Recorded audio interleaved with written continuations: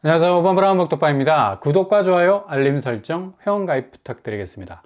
서울 매물량이 8만 건을 뚫었습니다. 2021년 약 4만 건에 비하면 거의 2배 수준이 되겠죠.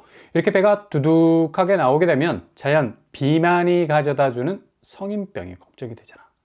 아니 그렇게 두둑하게 나오면 반드시 혈행에 문제가 생길 수밖에 없는 건데, 부동산 시장에서 매물수가 폭증을 하게 되면 자연 거래라는 혈행과 같은 흐름도 거의 스탑이 될 지경이죠. 근데 이렇게 매물이 쏟아지는 것에 대해서 거의 버티기로 일관하고 있는 호가, 여전히 여유만만할까요?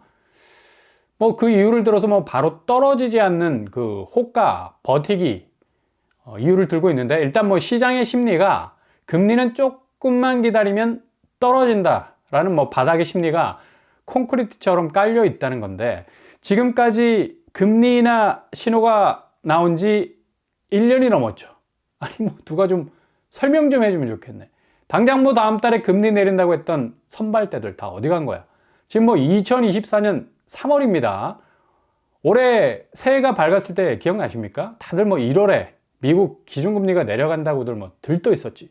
근데 이게 6월로 연기가 되고 다시 하반기로 딜레이 되고, 최근 파월이 미국 청문회에 나와서 입을 좀 가볍게 털어주니까 그냥 미국 증시는 날개를 달고 다시 시장은 당장 다음 달에라도 미국 기준금리가 내려갈 것처럼 얘기하는데, 우리는 그동안 금리 인하에 대한 기대감을 너무나 가볍게 생각을 해왔죠. 그만큼 내리기 힘든 게 미국 금리인데, 매물 8만 건을 쥐고 버티고 있는 매도자들이 죄다 여유롭게 내려올 미국 기준금리 예상하면서 지켜보고 있다?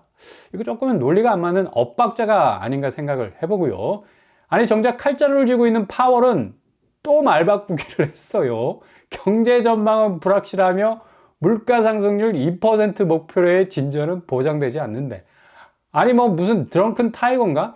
음주운전이 세상에서 제일 나쁜 건데, 운전대 잡고 있는 사람이 이렇게 자꾸 휘청거리면 도대체 어떻게 이후의 판사리를 예상할 수 있겠어? 덧붙여 그는 더 큰 확신을 얻기 전까지는 기준금리 인하가 적절하지 않다라고 기대한다고 방점을 찍었습니다. 그냥 그동안 기준금리 오매불망 죽어라 기다리는 사람들은 그냥 얼굴 마사지 받다가 뺨 맞고 얼굴 마사지 받고 도대체 사방팔방 구분이 안 된다는 거잖아. 이게 지금 미국 기준금리는 파이낸셜 하기보단 금융기조에 가깝기보단 펄리티컬하다, 정치기조에 가깝다. 미국 대선 얼마 남지 않았거든요.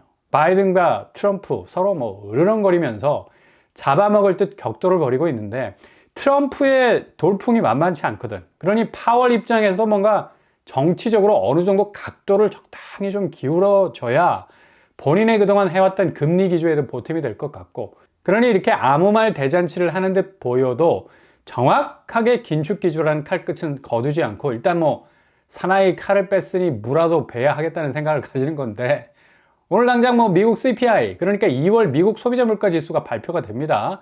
대체로 시장 예상 분위기는 2월 CPI가 전년 대비 3.1% 정도 상승할 것으로 예상하고 있고, 전월 대비로는 0.3% 정도 오른 0.4% 정도 상승한 것으로 전망을 하고 있는데, 과연 시장 예상치를 웃도는 수치가 나와버리면 다시 증시는 휘청거릴 수 있는 여지 크고요. 그리고 PPI, 생산자 물가 지수도 곧 나오게 되죠. 이렇게 두 지표 가지고 똘똘마리 연방준비제도는 오는 19일에서 20일 사이에 정례회의를 하게 되는데, 이거 똑같은 재방송, 재탕, 3탕, 4탕까지 이어지는 게 분명해. 항상 미국 중앙은행 시리즈는 그냥 단편으로 끝난 적이 없으니까요. 무슨 2000년에 방영된 대하 드라마 태조왕건 시리즈 몇 편인 줄 아십니까? 자그마치 200회야, 200회. 아니 무슨 장수만세도 아니고 전원일기 1천회에는 못 미치지만, 그래도 한 방송국에서 대하 드라마를 200회를 찍었다는 게 믿기지가 않죠. 이번에 고려 거란 전쟁 보고 빡치신 분들 많은 걸로 아는데, 아니 강감찬 귀주대첩 클라이막스 영상이 딱 20-30분으로 마무리된 게 너무 허무하죠. 거란이 폭우를 맞으면서 전세가 불리해지는데, 근데 갑자기 뚝 전쟁이 마무리가 돼. 아니 산성비 맞고 거란이 다 죽은 건가? 그냥 전투씬이 급 마무리가 되면서 서둘러 드라마를 종영하는 모습. 이전에 태조왕건 200회와는 비교가 안 될 정도로 조금은 드라마 지구력이 많이 딸리는 모습이었습니다. 아무튼 지금 미국 기준금리 인하는 거의 뭐 태조왕건 드라마 같은 아주 고래임줄 같은 질기고 질긴 금리 인하로 가기 위한 여정이 계속되고 있는데, 상반기는 무조건 금리 인하는 어렵다. 그리고 미국 경제가 너무 좋은 관계로 계속해서 경제 지표는 플러스 알파로 나오게 될 거다. 그러니 파월 입장에서는 뭐 아무리 금리를 인하하겠다는 그런 신호와 시그널을 무진장 줘도 스스로 말하기를, 아니 시장 상황이 이렇게 허락을 해주는 주였는데 어떻게 내가 금리를 인하하겠냐 라는 제스처 충분히 취할 수 있겠죠. 이미 파월은 위너야, 위너, 승자야. 어떤 말을 해도 그를 비난할 마땅한 근거를 찾아볼 수가 없어요. 늘 주식시장에 대해서는 관대한 모습, 친절한 말, 금리 인하할 때가 머지않았다. 얼마나 뭐 장밋빛 전망으로 미국 증시의 가슴을 뛰게 하고 있습니까? 그러니 나스닥 S&P 500 뭐 눈이 뒤집혀가지고 상승 모드로 진격을 하고 있고, 다른 한편으로는 아주 예리하게 긴축 모드라는 중심까지도 이 지표를 보면서 아직은 멀었다는 말을 동시에 해대고 있으니까, 이건 거의 뭐 미국 자국 중심의 이익 극대화라는 심볼이죠, 상징이죠. 그렇게 자국 증시는 긍정적인 전망으로 기대 심리가 꺾이지 않게 만들고, 킹 달러의 이 존엄은 그렇게 긴축 모드 해제하지 않고 지켜나가니 다른 주변국들의 화폐가 뭐 간당간당할 지경인데, 한국은행 입장에서도 미국이 6월에 인하를 단행하게 되면 당장 7월에 8월에라도 금리를 인하 쪽으로 가려는 움직임도 보인다고 하는데, 예단은 이르다. 신중론이 뭐 나올 수밖에 없는, 지금 뭐 한국 부동산 상황이 전개가 되고 있고요. 그러니 뭐 한국은행도 중앙은행이잖아요. 그러니까 금리 센터의 역할을 하고 있는 곳이기 때문에 시장 분위기에 절대 휩쓸리지 않으려 하죠. 이유는 바로 지표 중심적으로 움직이는 동선을 가질 수밖에 없는 이 관료적 레일을 쫙 깔고 있어서, 지표를 벗어나는 결정을 내리는 순간 열차는 이탈해버린다. 이런 일종의 금리 강박관념 가지고 있습니다. 물론 중앙은행이 이런 모습 가지고 있어야 되죠. 그러니 한국은행은 지금 어차피 미국과 기준금리 디커플링 2%나 격차가 벌어지는 엇갈린 길을 걸어왔기 때문에 그만큼 2% 부족한 게 아니라 2% 넘치도록 금리를 눌러놓은 건데, 미국이 완화 조치를 취한다고 뭐 헐레벌떡 금리 인하 버튼 누를 수 없는 상황인 것만은 분명해 보입니다. 어차피 지금 미국과 디커플링의 길을 걸어왔기 때문에 조기에 금리를 인하할 가능성도 있지만, 이건 뭐 지금 국내 부동산 문제가 상당히 심각한 수위로 올라왔기 때문에 이제 뭐 한국은행도 지금껏 걸어온 행보와는 완전히 다르게 갈 가능성이 높습니다. 설령 뭐 미국이 기준금리 내려도 한국은행은 이제 오히려 금리를 움직이지 않을 가능성도 높아 보이죠. 그냥 블루투스 연동된 지표로 미국을 따라갈 이유가 전혀 없는 거야. 오늘 서울 매물만 보더라도 뭐 상황은 급하죠. 초반에 언급해드린 대로 집주인들이 여유를 부릴 타이밍이 아니기 때문에 누가 지금 미국 기준금리 뭐 시간 문제라고 바라볼 수 있겠으며, 설령 미국 기준금리가 내려가도 한국은행은 그대로 금리를 눌러놓을 수밖에 없는 부동산 서라운드 위기에 둘러싸여 있는 상황이라서 절대로 움직일 수가 없습니다. 엑스칼리버 아더왕이 뽑았지 뭐 다른 사람 못 뽑았거든. 이거 오직 부동산 시장이 살아난다는 부양이라는 존재감만이 지금 정체된 금리 동결을 움직이게 할 수 있는 그 칼을 뽑아버릴 수 있게 되는 건데, 이거 쉽지 않다는 얘기죠. 부동산 시장 올해 최악의 시나리오까지 나오고 있는 상황인데 금리 동결의 검을 뽑아서 인하를 향해서 내리친다?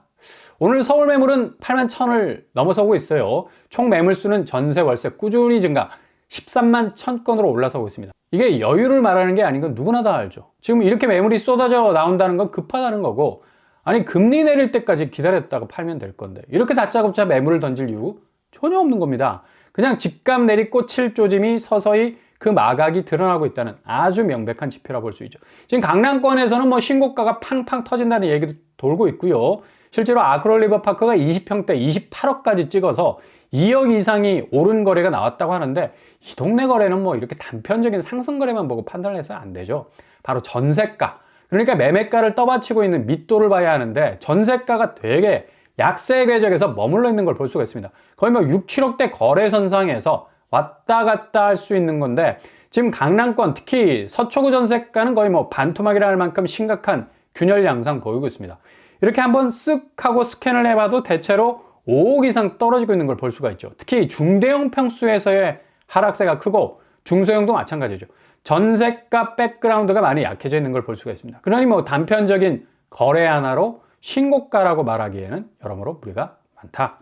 봄이 와서 얼음이 살짝 노그레하니까 이렇게 신고가로 위장한 거래 띄우기 미등기 거래 여부도 꼭 확인해야 할 집값 지표들 속속 등장하고 있다는 사실입니다. 그러니 잘 살펴보셔야 된다는 얘기예요. 특히 오늘 하나증권에서 미분양 아파트에 대한 파산 경고까지 하고 나섰습니다. 일단 분명 구축시장의 매매가가 확실하게 내려가고 있는 추세로 가격을 받쳐주지 못하고 있으니까 당연히 높아져가는 분양가 거의 뭐 손에 닿지 않을 정도로 이미 한계를 넘어버렸어. 미분양이라는 결과가 나올 수밖에 없잖아요. 결국 내려가는 매매가, 올라가는 분양가.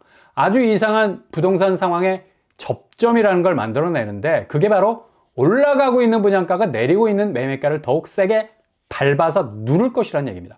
그만큼 수요가 신축에서 썰물처럼 빠져나가면서 구축으로 우회해야 하는데 이게 매매로 이어지지 못하고 전세로 전환이 되고 있다는 것. 심지어 전세도 월세로 전환이 되고 있는 상황이기 때문에 지금 전세가도 간당간당하고 있지 않습니까?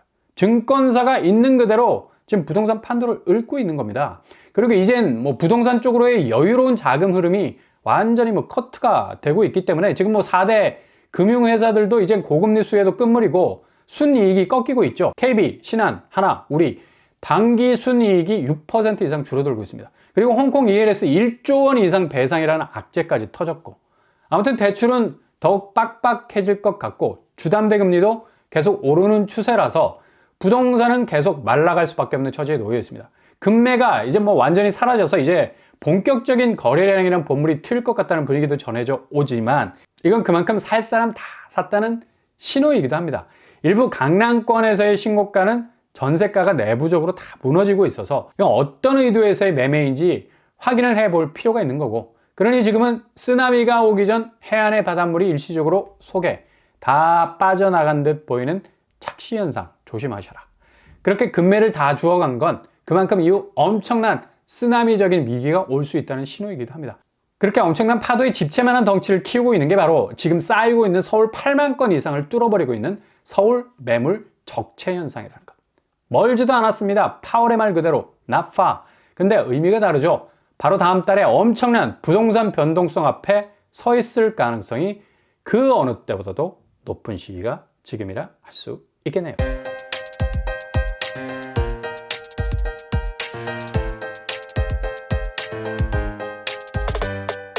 오늘 부동산 캐릭터처 서울 매물량 기록적입니다. 금매가 싹 사라지고 신고가가 나오는 듯 보이지만 이건 앞으로 닥쳐올 집값 대변동의 쓰나미를 예고하는 일시적인 썰물 현상으로 보입니다. 집값의 변동성은 바로 다음 달 아주 분명한 분기점을 찍게 될 것으로 보입니다. 오늘도 응원합니다. 항상 여러분의 길이 꽃길만 되실 수 있기를 바랍니다. 이상으로 뻔뻔한 법독방을 마치겠습니다. 구독과 좋아요 부탁드립니다. 감사합니다.